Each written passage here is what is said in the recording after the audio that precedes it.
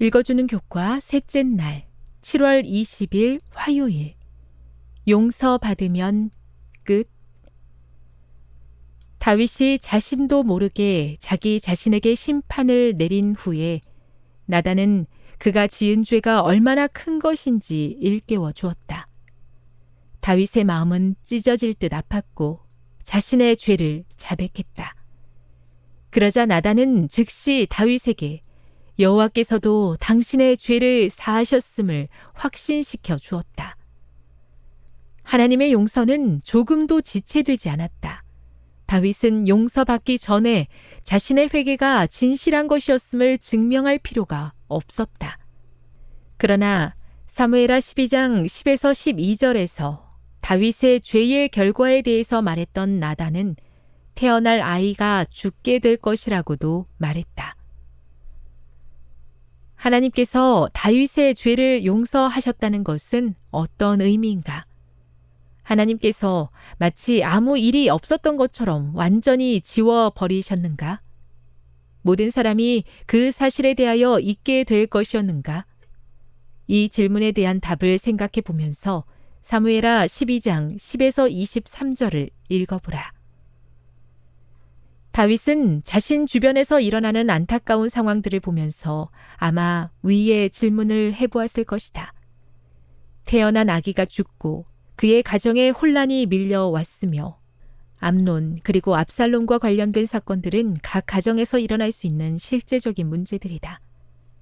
그의 미래는 불확실했다. 한편 아무런 잘못 없는 우리아와 새롭게 태어난 아기에게까지 영향을 미친 자신의 죄의 결과에도 불구하고 마침내 다윗은 하나님의 은혜가 모든 것을 덮을 것이며 모든 죄의 결과들이 완전하게 해결될 것임을 이해하기 시작했다. 그날이 이르기까지 그는 하나님의 은혜 안에서 죄에 시달린 마음을 위한 쉼을 발견할 것이었다. 다윗은 자신에게 진정 필요한 것이 무엇이라고 느꼈는가? 그가 간절히 원했던 것은 무엇이었는가? 시편 51편 1에서 6절을 읽어보라. 시편 51편의 내용을 기록하므로 그는 더 이상 자신의 죄를 감추지 않고 공개적으로 회개하였다. 다윗은 하나님의 변치 않는 사랑과 죄인을 향한 그분의 동정심에 호소해 자비를 구했다. 다윗은 새롭게 되기를 간절히 원했다.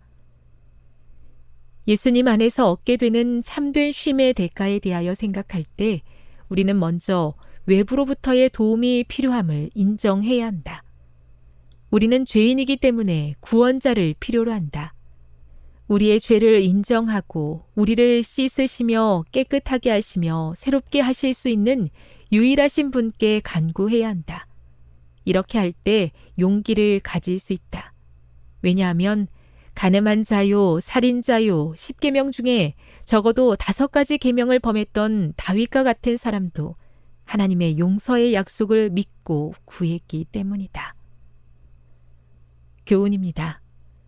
다윗은 비록 자신이 지은 죄의 슬픈 결과를 맛볼 수밖에 없었지만 그가 진심으로 자신의 죄를 자백하고 회개하였을 때 하나님께서 용서해 주셨다. 묵상. 하나님의 은혜로 자신의 죄를 깨닫게 되었다면 그 문제를 해결하기 위해 가장 먼저 인정해야 하는 것은 무엇일까요?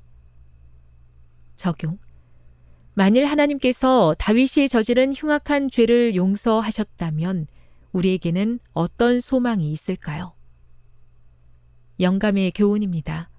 참된 회개. 개혁이 따르지 않는 회개는 참된 회개가 아니다.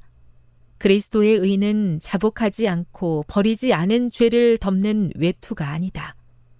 품성을 변화시키고 행동을 제어하는 것이 생애의 원칙이다. 거룩함이란 하나님께 전체를 바치는 것이며 마음속에 있는 하늘의 원칙에 마음과 생애를 완전히 복종시키는 것이다. 시대의 소망 555.